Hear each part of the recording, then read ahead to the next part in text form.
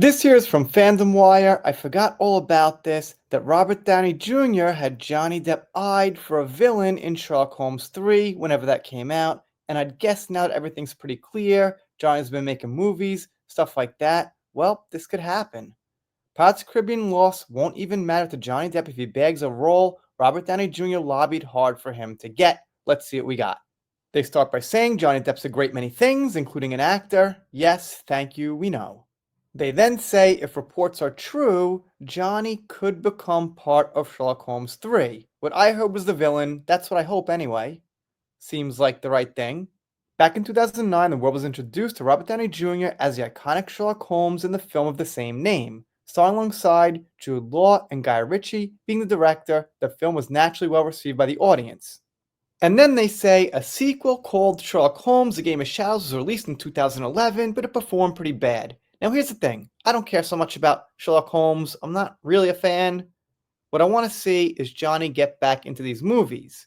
Now, Warner Brothers owns Sherlock Holmes, and Johnny was, I guess you could say, asked to leave by Warner Brothers. So for them to accept him back, I would consider good. Maybe some people think, oh, he shouldn't go back, stick it to them, say F you to Warner Bros., I'm not coming back for you. But in the end, I think it's better to show that you've got the power to come back and they'll take you back because, let's face it, they know you're great and they want the money. So I think coming back could even say more than kind of sticking it to them and not coming back. And in the end, as I've always said, that's Johnny's choice and his choice alone. So if he goes back, I'm cool with it. If he chooses to go back to Disney, I'm cool with that too. That's his choice. On one hand, I'd like to see him say, okay, Disney, F you. That's it with us. You can't use me to make money anymore. However, if it was his choice to use them to make money, that's cool too. As you can see, I've got mixed feelings. Let's keep going. They say a report from the Inquirer via IMDb stated Johnny Depp could become the next villain in the Sherlock Holmes franchise. Great.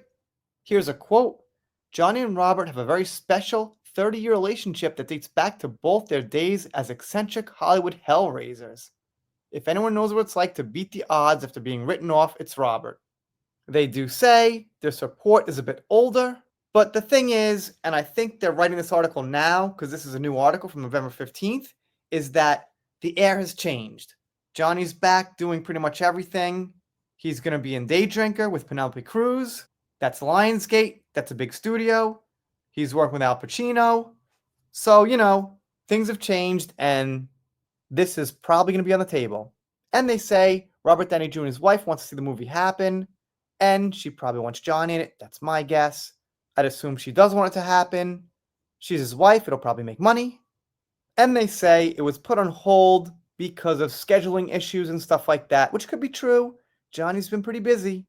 And also, that was probably true in the past with the court cases and that stuff going on. So, yeah, Johnny's been busy.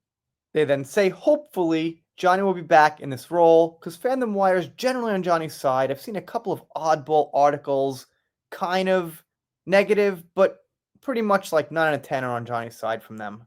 Anyway, that's it. Let me know what you think in the comments. Although I know you want to see Johnny in this movie, pretty much. I doubt someone will pass by here who doesn't. And before I go, one little thing. If you want to donate to the channel, there's this little thanks button there. It's like a super chat. Also, not just my channel, any YouTube channel if you want to support. So, that's about it. If you don't subscribe here, I'll be sad, but I'll get over it. See you next time.